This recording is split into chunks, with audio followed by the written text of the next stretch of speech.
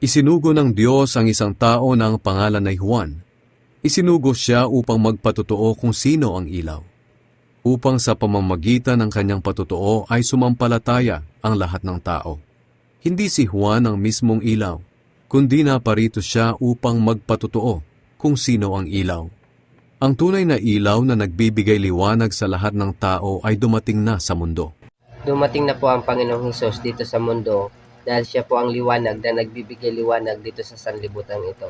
At pinatutuhanan po ito ni John the Baptist. At kami rin po na alagad ng Panginoong Hesus, nagpapatotoo din po kami na ang Panginoong Hesus lamang ang tanging magbibigay liwanag sa madilim na pamumuhay ng isang tao. Kaya magtiwala po tayo at kilalanin po natin ang Panginoong Hesus dahil siya lang ang makakatulong sa iyo sa lahat ng problema mong pinagdaraanan. At siya lang ang may kakayanan na ikaw ay tulungan at ihahaon sa madilim na pamumuhay.